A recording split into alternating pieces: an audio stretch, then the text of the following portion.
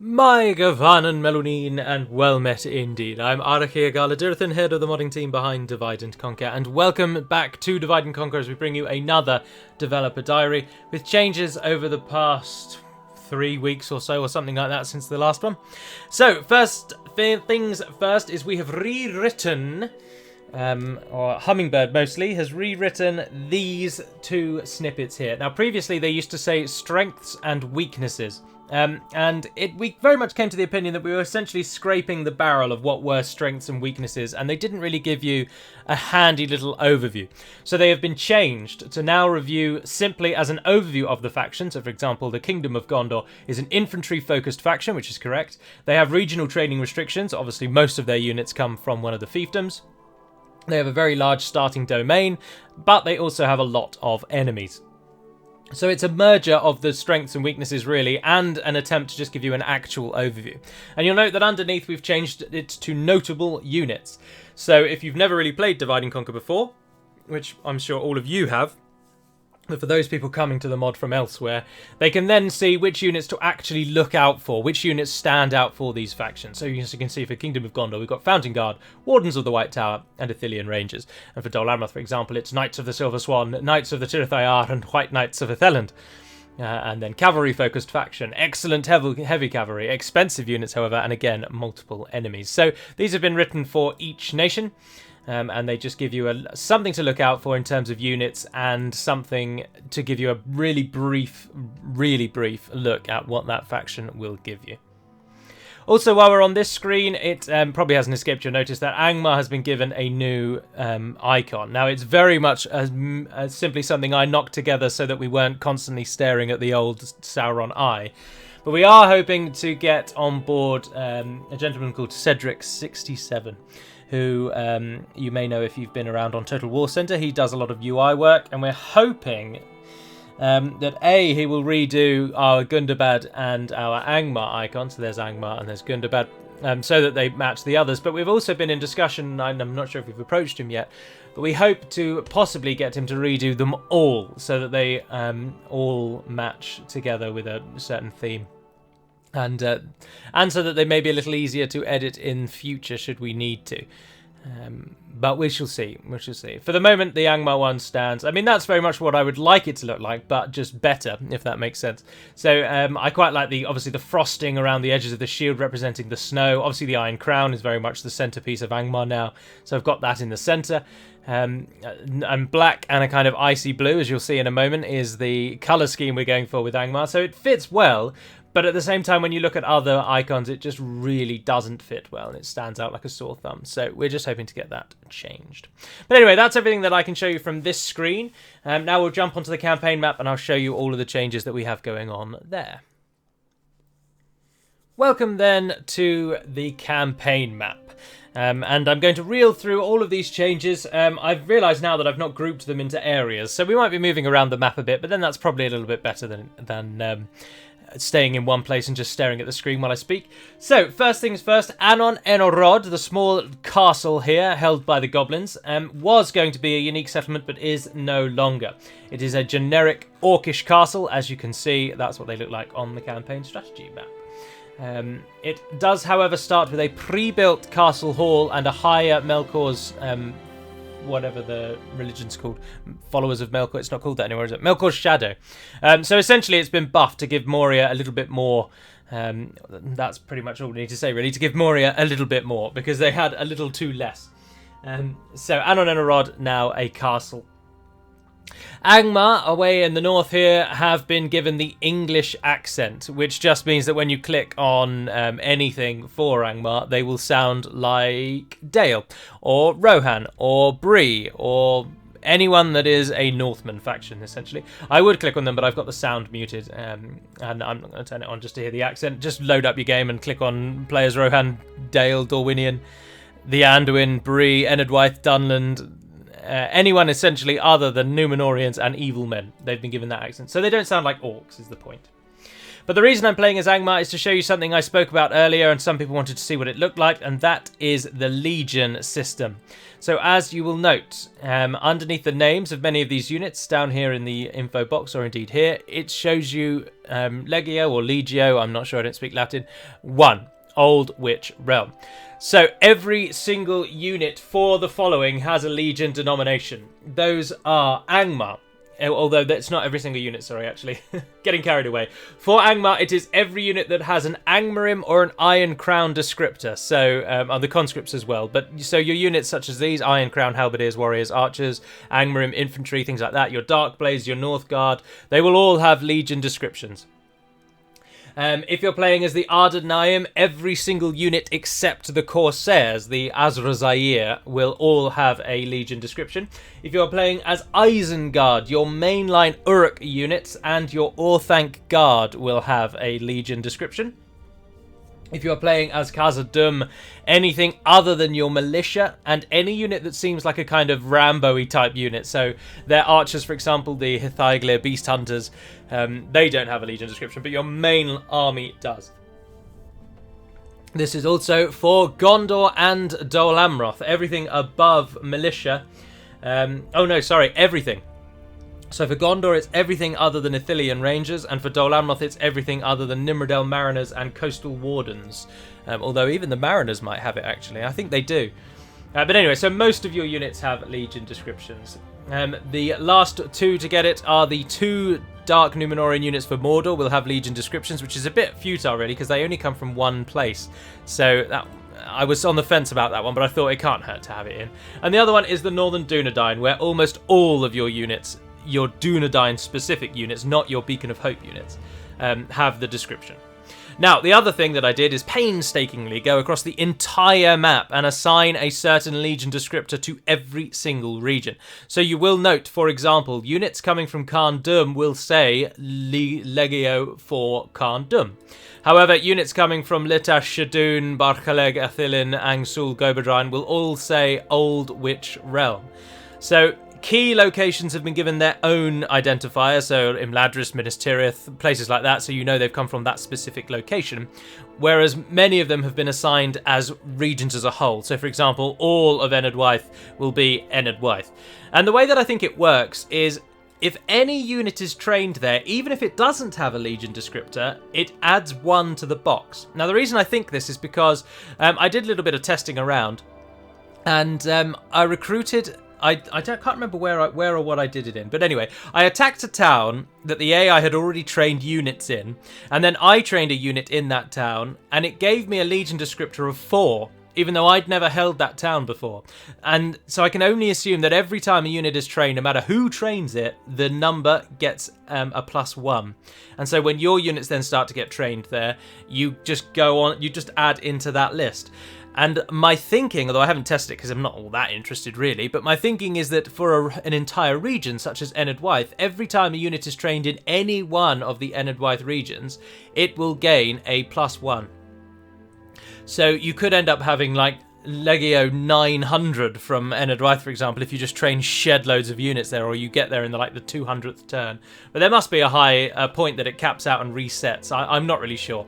But the point of it is to give you a little bit more of a connection to your unit. So for example, if I keep these conscripts alive till the end of the game, I will know that they were the 3rd conscript unit that was recruited by my nation at game start. And I might end the game, for example, with them being in Dol Vorn and just think, Jesus, look how far your unit has come. So that's the reason. I can't unfortunately change the first word. That is hard coded. So you'll have to take a little away from the immersion breaking fact that it's using Latin. But I think it still works, and it's a really cool feature. So that's it explained in full. Another change to all towns across the world is the Green Books. The Green Books will now no longer say anything related to garrisons, because of course garrisons were completely changed and edited, so the books were totally wrong, incorrect. And also they no longer tell you if you get certain units in those regions. And I must confess this is from essentially a time perspective, because the last time the Green Books were edited was something like years ago, and almost every single region was incorrect in telling you what unit came from that region. And so rather than go through 200 building entries and work out what units come from that region and update it. And then to have to do that ad infinitum, it was simply easier to just cut it.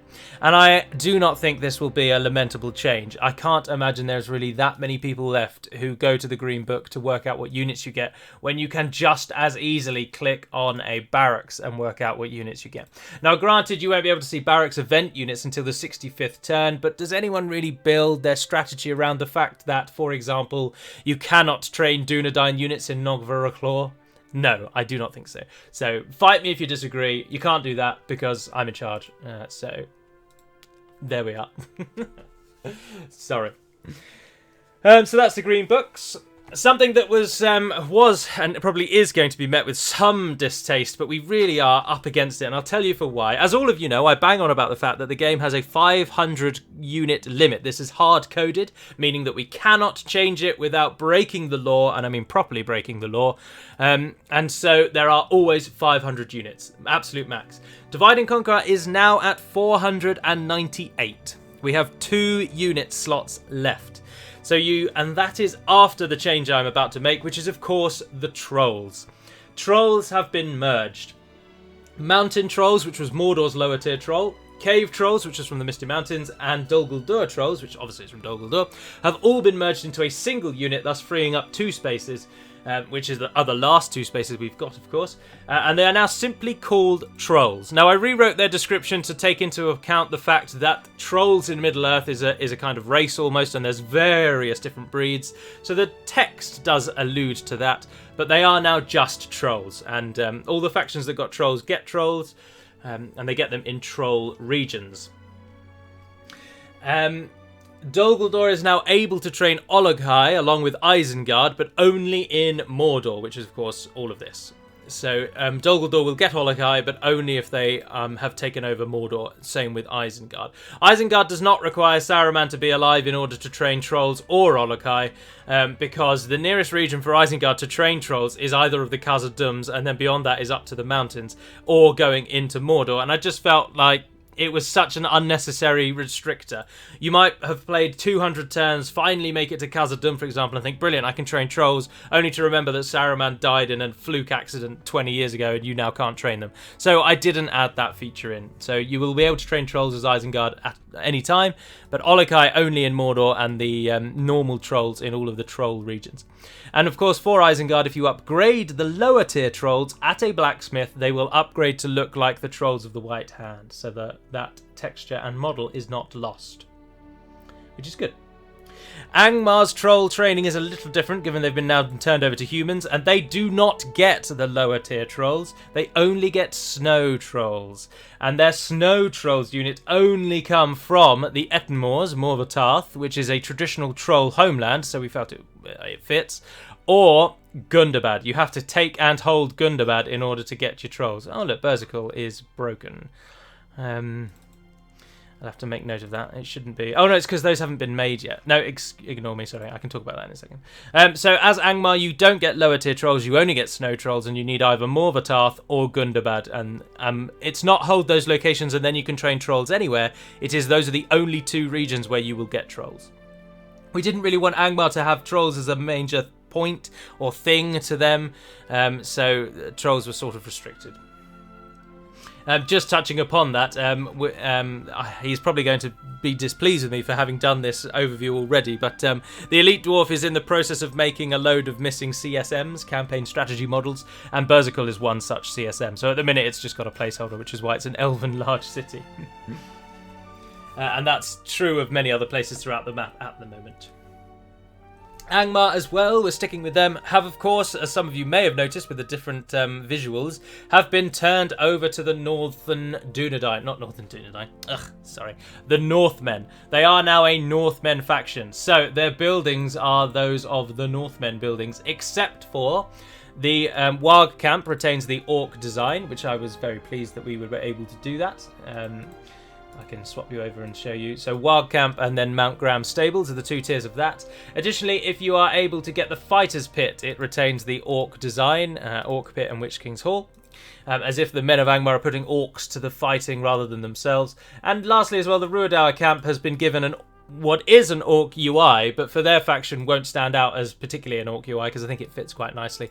But the Ruidour camp has been changed to look better, because previously it used Battle for Middle-earth, a model from Battle for Middle-earth that had been screenshotted and then turned into a building, and I just didn't like it. It stood out terribly, I thought. So I was pleased to have changed that as well. But anyway, yes, you are now a Northman faction. You aren't a culturally Northman, you are still Melkor's Shadow, which gives you a very unique existence within the game as a mix. Speaking of Northmen, or quasi-Northmen, we now turn to Dunland, because I did mention it in a Ardenheim video, but these videos are far more popular than those, so many of you won't know. The Dunland Rising script has been taken out of the game. So when you play as Dunland, you no longer have to make it to a certain level of power in order to build ports, siege, or your best units. You simply play like any other faction. It was a really arbitrary restriction, and I really didn't feel like it added anything to Dunland's gameplay. Certainly not with the Enedwaith United script they have, whereby they play for Enedwaith United against Mordor Town quite frequently in little league games. I'm so witty. Yeah, I jest. I mean, obviously you can unite Enedwaith and you train Enedwaith's units, and that was a much cooler aspect rather than you having to make it into the top 10 factions in the world in order to build boats, which was just horribly restrictive. So that was cut. As I say, chopping and changing, I'm afraid, because we go back to Angmar now, where you will see that the faction heir who has been changed is now called a lord and not a chief.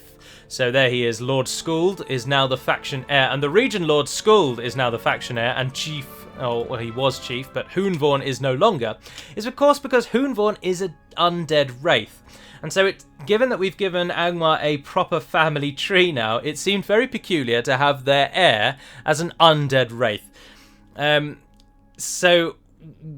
And also because of this cool fact that I really liked that I added in. Hoonvorn has been adopted by Agendour, so he is in the family tree, but I gave him a wife and I killed her off.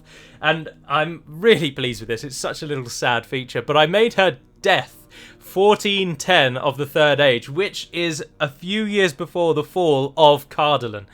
So that, I was really happy with that. I really liked that. And in order to have Hoonvorn as your faction heir, in order to have Hoonvorn as a canonically dead wife, to make him undead, it just seems stupid to have him as your heir then, because he's never going to have any children. So unless Agendour and Zirabel get down to it, you might end up killing off your family really easily. So I didn't think he should be the heir.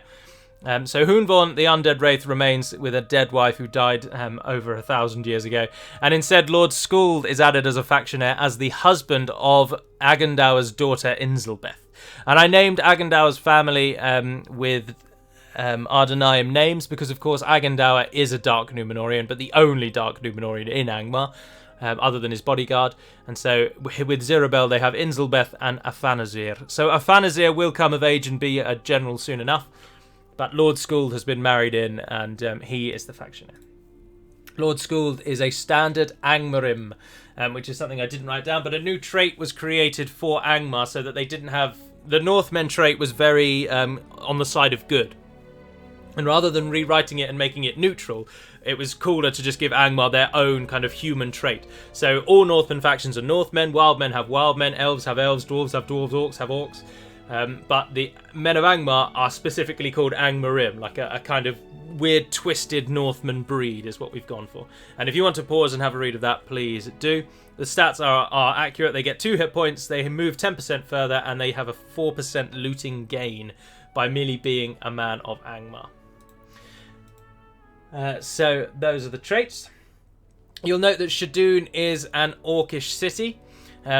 Rather than a Northman town, which is what their main designs will be. And that is, of course, because Shadoon represents Mount Graham, which is a predominantly Orcish stronghold. So I wanted to maintain that link. So Shadoon and the fort within it are both Orcish. Whilst we're dealing with raiding as well, then, the units that come from the Brawler's Hall, which I can show you, Fighter's Pit, there it is, have been renamed to Orc Fighters and Orc Hunters. They used to be called... Orc Raiders and Raider Warband and Raider Skirmishers, and now they're called Orc Fighters and Orc Hunters, which is a new name for them. Hummingbird did the renaming on that one. Angmar have also been given the level 4 blacksmith just to separate them further from the orcs. So your leather tanner goes higher up, and it gives you an armour at the top, which gives you black iron plate, unique to Angmar, because we can change those names per faction, which is cool. And lastly, with Angmar, of course, you will note that they have a new colour. Now, many people won't like it. The colouring is the #1 subjective feature that I get so many reports and requests back for. And unfortunately, we're just not going to please everyone. Some people will like this colour, some people will hate this colour. There are people that think that Khazad-dûm and Moria's colour is too similar. And I just look at that and I think, what? That is clearly dark grey, and that is clearly like a browny red. I've never ever looked at them and got them mixed up. But I appreciate there are probably various different spectrums of colour blindness. But we just can't please everyone. There are 27 unique colours we need. I appreciate that there are many colours, but realistically there's only so many greens and reds and blues that you can use before they do start to look similar. So if you dislike the colours, I would urge you to look up the ridiculously simple modding it takes to change the colours. If you go to your data folder, and within it there is a folder called descript_SM factions, and within that it lists every faction in the game, and you'll note about halfway down each entry there are 2 sets of number descriptors. One of them will be the main colour and the other will be the outline, the border. Because you know, not everyone has a black border. For example, Rohan have a strange goldy border, even though they have a brown colouring. You can always see the borders on the edges there. So you can change the colours yourself at your leisure. But this is what Angmar is going to be for us. So they're no longer red, is the point. Now, something which is a bit more of a... which won't really impact massively on those of you who just play the game, but if any of those of you who mod it, you might find this useful. The hidden resources, which is a feature that is used in modding to assign units to certain regions, for example. So if I wanted to make a unit that can only be trained in Bari Donyonak, I look for... There are 2 hidden resource combinations across the whole map, and those 2 give every faction a unique. There are 19 of these hidden resources, and the combination of the 19 of them give us 198 or whatever unique identifiers. And I have gone over the entire map and redrawn these boundaries. So previously they were broken down into 15 zones. So East Gondor, West Gondor, Rohan, Harad, Loonland, Khand, places like this. But they were really haphazardly applied across the map. So for example, the Rovanian indicator covered from Elgair and then a straight line all the way out to Dor Norhak, and it ignored all of what is actually central Rovanian. And it used to do my absolute head in. So I've redrawn all of them to make them actually more suitable as regions. So Rohan now covers just Rohan, things like this. So you should find there should be less oddities in certain unique, in certain AOR training locations. So for units that are available in Ened Wyth, for example, they'll be available in Ened Wyth and not random regions north of the Gwathlo, things like that. But if you do come to mod it, it gives you if you do use hidden resources a lot, it's now a much more user-friendly system, and it makes much more geographical sense. So I just wanted to say that because it's taken me hours to do it. So I'm not looking for your praise or your applause. I'm just merely pointing out that we do still spend hours modding this game, even though we are now years into it. So, but that's literally all. It's just it's a note, a side note in the margin. Right, so a question that I've been asked an awful lot. Apologies, this one is very campaign map heavy. If you're here for units, there aren't very many. But we will get to them in a moment, but as I say, there aren't too many. But a question I was asked an awful lot is, how is the new Angmar going to factor in with the Ardenaim's auxiliary system, the Northern Dunedain beacon system, and the Gundabad subjugation system? And it goes as follows. If you play as Gundabad, you will be able to train by taking Shadoon or Khand-dûm. You will get both of Angmar's Warg units, and you will get both of Angmar's Mount Gram Warg units. So you could, by taking Shadoon and Khand-dûm, you essentially get cavalry. However, if you then defeat Angmar, so they are dead, this is when you're playing as Gundabad. If Angmar is dead, either by your hand or someone else's, and you are at war with the Northern Dunedain, you will then be able to train Ruadour Savages, Ruadour Pikemen, and Ruidour Hillman. Only those three, the lower three, and you'll get them in Camethbryn, Morvatarth, Knockferaclaw, Athelin, and Barchaleg. So this is the Ruidour region, if you will. These 5 regions are the single Ruidour collective. So that's Gundabad. So the only way you get the 3 Ruidour units is if Angmar is dead and the Northern Dunedain are at war with you. If you're playing as the Northern Dunedain, you will get a lot more. You get Ruidour Savages, Ruidour Pikemen, Ruidour Huskarls, Ruidour Hillmen, and Ruidour Warriors, which is all 5 of Ruidour's new roster. You'll only get those 5 Ruidour units again in the Ruidour regions, and they will only come from the Northern Dunedain's auxiliary barracks, or the beacon barracks, the militia barracks I think it's called. Additionally, as the Northern Dunedain, in Angmar alone, so that is Litesh, Shadun, Khan Dum, Angsul, I think Gobadrai, Fuerost, and Garth Helagoth now, in those regions, from again your auxiliary barracks, you will get Angmarim infantry, Angmarim archers, and conscripts. Now, those last 3, some people have suggested we shouldn't give those to the Northern Dunedain. I personally think variety is the spice of life, and we should, and it'll take Hummingbird all of not very much time to simply replace the Iron Crown with the Scepter and Stars of the Northern Dunedain for those 3 units. I think they should get them. Let me know if you think they should get them or not, or if you think the Northern Dunedain should only get Men of Ruidour. But that's the Northern Dunedain selection. So you won't get any of the Iron Crown, you won't get any elites from Angmar.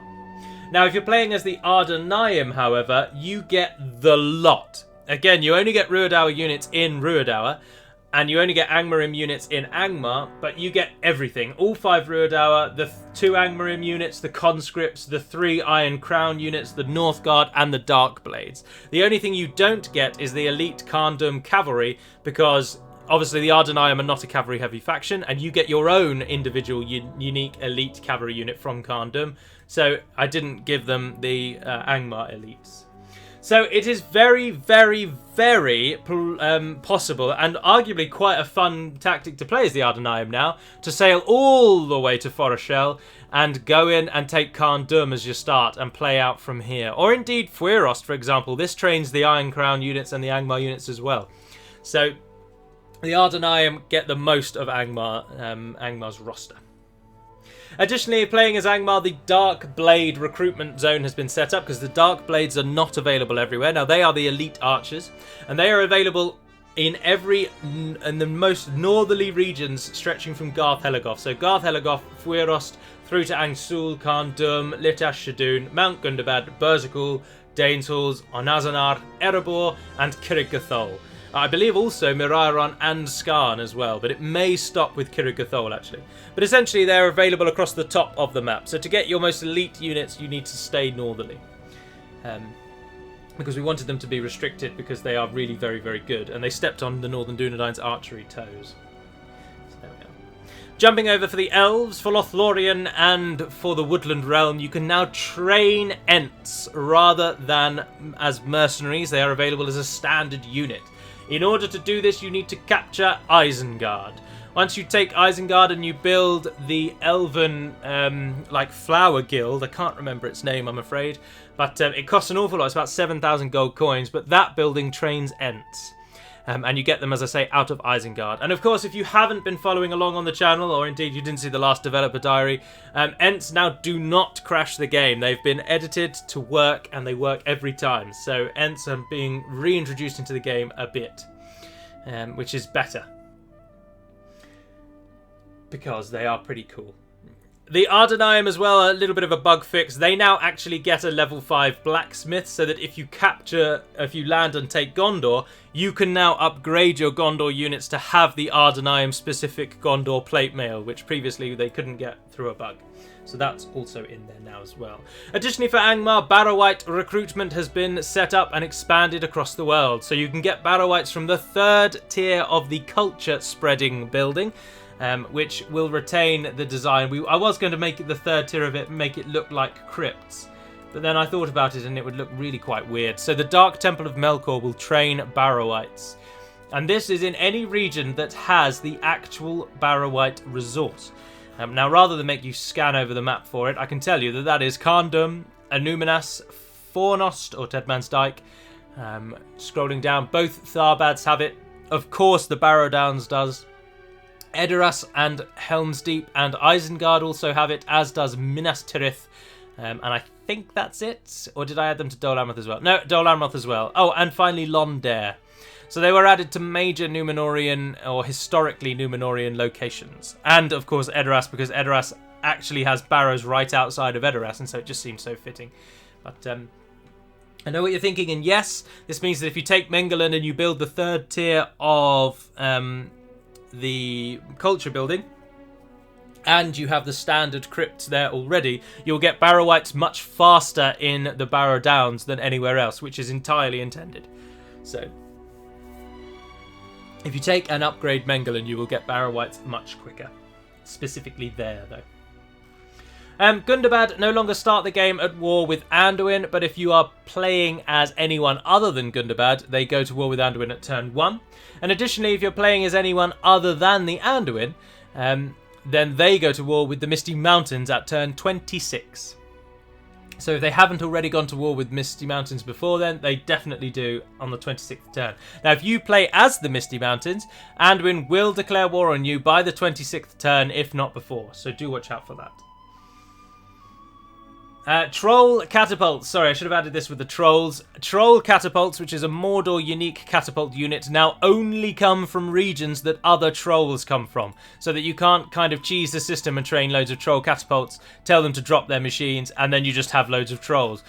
So they are restricted to troll regions. Now, you'll be pleased to note that almost all of Mordor is designated as a troll region, so you won't really feel the effects of this until you've really expanded out into the world. But it's in there now. And something that many of you will be saying, but Gallo, you've never told us about this. And yes, Barchaleg is a brand new region, but it's not brand new. It used to be called Forodrine, and it used to be the southern Gladden Fields. And so that is where it has come from. So the Gladden Field region has been cut. It has been renamed, or the southern one has been cut. The northern one has been adapted and adjusted along with the borders of Arui. Fenholm has been... used to be called Fenberg, but given that it's a Hobbit settlement and not a Northman or Anduin settlement, I didn't like the Berg connection, and Holm is a much more, I think, fitting name for a Shire-style town or a Hobbit-style town. So it's now called Fenholm, or, as I say, Fenham, which is how I would pronounce it. So, as I say, Barchaleg is the new region. Barchaleg, it's just up here. The region is called Dorthol, which means dark place in Sindarin. And Barchaleg means ice home, as in this is my home, this is where I live, this is the home of ice. Now, of course, to most of you, with that being the literal Sindarin translation, it will simply be the town of Barchaleg and the region of Dorthol, or more likely, as I imagine, it will probably be the town of Barcheleg and the region of Dordol. But, of course, that is not correctly the way to say it. You'll also note that just over here in the fort that used to be in the old Athelin region, that's been moved slightly further south, and Morholt the Hillman's now inside there, and that just guards the road up to Shadoon. Athelin itself has been made a town, so rather than Barchaleg be made a castle, which was suggested, given that Angmar already have 3 castles, I felt that was a little too many, but rather than make Barchaleg and Athelin villages, so you just have this slew of useless villages through the north of Arnor, I made Athelin a town.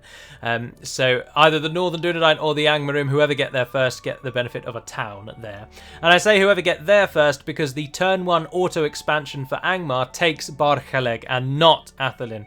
So this region is now rebel for most of the game until, as I say, one of the two, north or south, can take it. Additionally, a little bug that has been fixed, the 5 Ruadau regions, of which Barchaleg is one, cannot train both non-Dunedain and Dunedain units if you are playing as the Northern Dunedain. So you will be able to build the Dunedain encampment here, but not the militia barracks. That was a bug from beforehand where these regions let you train both sets of units. You can no longer do that. So these are Dunedain regions as far as the game is concerned. A few little bits and pieces about wars. Or I think I already said about the Anduin and the Goblins of Moria will go to war. Did I mention that already? Yes, I did, didn't I? So the final thing before we jump over to, or the second to last thing, sorry, is that the Brawler's Hall, which is for Khan Dum, or for Angmar, sorry. It's called the Fighter's Pit. I need to edit those UIs. That building now takes a lot more guild points to get. So if you played as Gundabad, you've never played as Gundabad because it's not released yet. In the testing, it was very easy to get, so we've made it much harder to get. So the Brawler's Hall now is 3 times harder to get than it was before. So that is the Brawler's Hall. That makes the Orc Hunters and Orc... can't remember their names. Orc Hunters and... I said it just a moment ago, but it's already gone out of my mind. Orc Fighters and Orc Hunters, which are the 2 raider units from in there, are now much rarer. So when you play as Gundabad, rarity really does remain a theme. And then the final thing to talk about is the same gentleman who I was speaking about earlier, about trying to get to redo our unit icons, or our faction icons, sorry. We have also approached him for his own submod, which I've linked in the description below. He's called Cedric67, and he has redone many of the UIs, which is the user interface, the things that you can see in front of you right now. And these are for, in the order that you will see them, for the Elves, for Gondor, for the Orcs, and then for the Men of the East. He is also going to do the Northmen and the Dwarves, and with his permission we shall add those in as well. But you will just note that they look, again, variety is brilliant, and I like anything that jazzes the designs up, so I think they're very good. Also, they are done very, very well. They're very well polished, and so I'd like them for that reason. And also because Divide and Conquer, there are certain buttons that you can click in the game that Divide and Conquer redid for DaC. So 3rd Age Total War changed them from Medieval 2, and then Divide and Conquer changed them from 3rd Age. But I must confess I always preferred the 3rd Age versions, and Cedric's submod adds the 3rd Age buttons back in. Now these are just minor points, like the tick and the cross button are a bit different in the 3rd Age version, and things like that.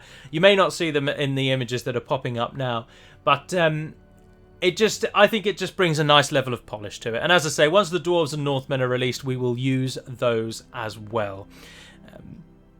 And as I have already said, we're really hoping to get Cedric on board in trying to redo the faction icons for us, so fingers crossed for that. But anyway, that is everything to talk about the campaign side. Apologies if it's been a little bit longer than intended.